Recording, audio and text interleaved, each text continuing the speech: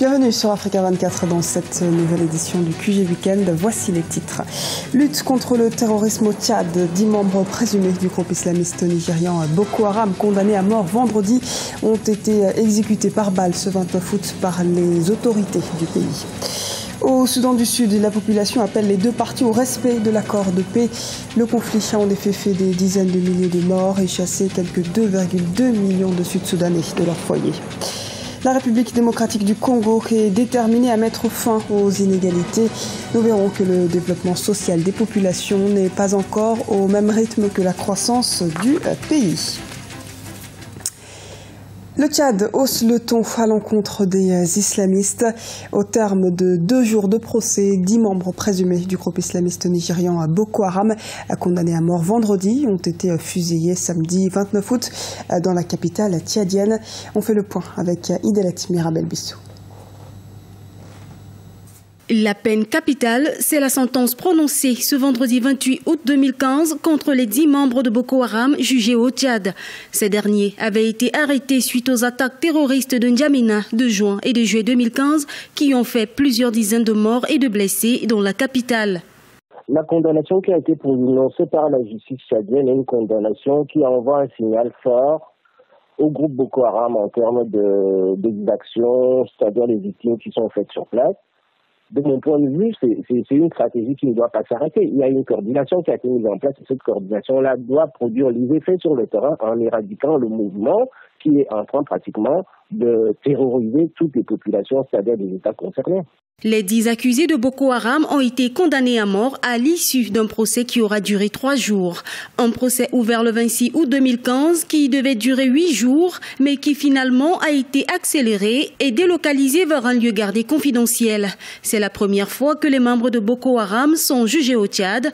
La sentence sonne comme un revirement. Avant les attentats du 15 juin 2015, l'Assemblée nationale tchadienne prévoyait de débattre d'un projet de loi visant à abolir la peine de mort. Les attentats perpétrés par Boko Haram ont donc amené les pouvoirs publics à renforcer l'appareil répressif en matière de terrorisme. Donc, dans la situation qui nous concerne, il est tout à fait impératif que les États puissent agir. Bon, maintenant, Boko Haram, de son côté, ils vont mettre en place des stratégies, évidemment, qui seront des stratégies pour pouvoir montrer qu'ils vont survivre.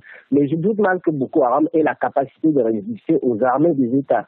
La lutte est asymétrique, effectivement, mais on est obligé de lancer cette lutte contre Boko Haram pour pouvoir éradiquer le mouvement. Les 10 accusés d'actes terroristes étaient poursuivis pour assassinat, destruction volontaire à l'aide de substances explosives, détention illégale d'armes et de munitions de guerre, détention et consommation de substances psychotropes. Les pourparlers pour résoudre la crise libyenne se compliquent. Le Congrès national général CGN a décidé de ne pas participer aux discussions de paix qui se déroulent actuellement à Chirad, au Maroc. Une décision motivée par le besoin de réorganiser leur équipe de négociation après la démission de 2 de ses membres. Le CGN a cependant assuré qu'il restait engagé dans le processus de dialogue et participera à la prochaine session de pourparlers. Le Maroc abrite depuis le 5 mars 2015 le dialogue interlibyen qui réunit entre autres des représentants du Parlement de Tobrouk et du CGN basé à Tripoli. L'objectif étant d'ouvrir la voie à l'adoption finale de l'accord politique qui sera suivi par son approbation officielle. Au Soudan du Sud, l'accord de paix est lui signé mais reste encore à l'appliquer sur le terrain. Crainte première de la population qui attend des signataires le respect des textes et la concrétisation de leur engagement. Plusieurs accords ont déjà été conclus et violés depuis le début des hostilités qui ont éclaté en décembre 2013. Les précisions d'Idalet Mirabel-Bissou. Au Soudan du Sud, les populations nourrissent l'espoir que le nouvel accord de paix signé le 26 août 2015 par le président Salva Kiir va garantir une paix durable dans le pays. Cet accord de paix a pour objectif de mettre fin au conflit avec les rebelles qui durent depuis 20 mois au Soudan du Sud, un acte qui marque un tournant décisif dans la vie politique du pays. Depuis la signature de cet accord de paix, les populations qui ont vu le pays replonger dans des conflits après l'acquisition de l'indépendance en 2011 souhaitent un retour à la stabilité nationale. En tant que résidents au camp de la MINUS, nous sommes très heureux que cet accord de paix ait été signé. Nous avons beaucoup souffert. Nous voulons que la paix soit une réalité. À l'issue de cet accord, le chef rebelle Riek Machar, rival de longue date du président Salva Kiir, est appelé à devenir premier vice-président du pays. Le dysfonctionnement de la vie politique, sociale et économique a amené plus de 2 millions de personnes sur une population totale de 11 millions d'habitants à fuir leur maison pour des camps de réfugiés dans les pays voisins. Ma préoccupation concernant la paix, c'est d'arriver à un changement total, bien vivre, essayer de comprendre l'autre, reconstruire l'image des Sud-Soudanais avec de nouvelles idées, de la réconciliation entre les tribus et soi-même. Les combats ont éclaté dans le pays en décembre 2013 après une lutte pour le pouvoir entre le chef rebelle Riek Machar et le président Salva Kiir. Cet accord de paix fait suite à des mois de négociations qui se sont déroulés en Éthiopie et plusieurs accords de cessez-le-feu rompus. La reconstruction sera une tâche énorme pour le pays qui tente de guérir de plusieurs décennies de guerre civile avec son voisin le Soudan. Ajoutons que la situation reste volatile au Soudan du Sud. Les autorités ont dénoncé samedi une offensive des troupes rebelles à Malakal, capitale de l'État pétrolier du Haut-Nil, en violation du cessez-le-feu. Cessez-le-feu, rappelons-le, censé entrer en vigueur depuis samedi minuit. Dans l'actualité également, le Conseil constitutionnel du Burkina Faso a publié samedi la liste provisoire des candidats à l'élection présidentielle du 11 octobre. Sur cette liste, on note l'exclusion d'Edi Komboyo-Go, candidat du Parti du Congrès pour la démocratie et le progrès, de l'ex-parti au pouvoir, et de Gilbert Noël Ouedraogo de l'ADF-RDA. Le Conseil constitutionnel a recalé 4 autres candidats pour non-versement de la caution et documents manquants. Au total, sur 22 candidats enregistrés, la liste provisoire fait état de 16 candidats. Le dynamisme de la croissance de la République démocratique du Congo est incontestable. La croissance en 2015 a été estimée à 8,4%. Pour ce qui est de la rapidité des progrès de l'indice de développement humain, en revanche, le constat n'est pas le même. Les autorités se mobilisent afin d'inverser la donne. Les précisions dans ce reportage de Jacques Amboka, notre correspondant en République démocratique du Congo.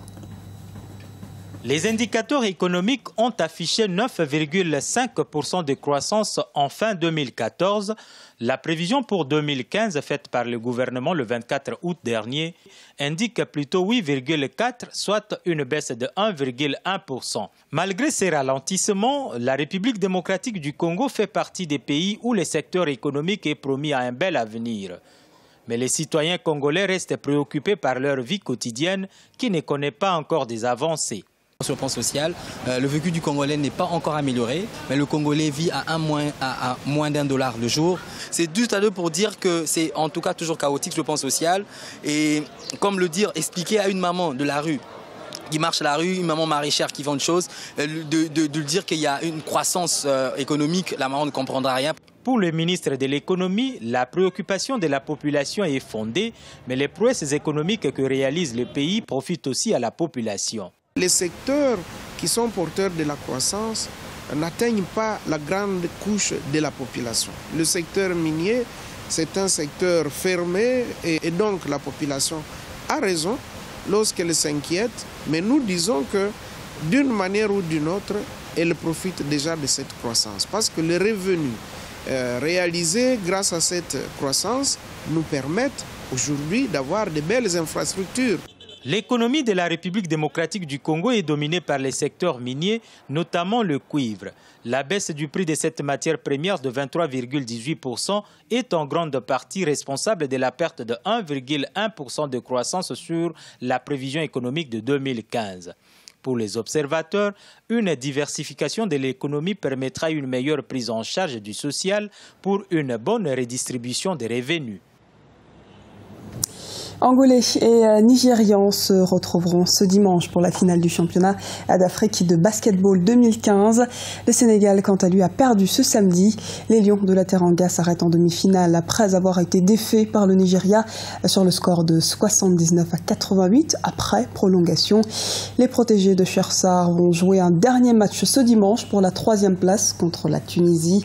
Dans l'autre demi-finale qui opposait ce samedi la Tunisie et l'Angola, les lusophones se sont imposés sur le pays hôte 58 à 51 points. C'était le journal de la rédaction. Merci de nous avoir suivis. Retrouvez dans un instant une nouvelle édition de l'actualité sur Africa 24.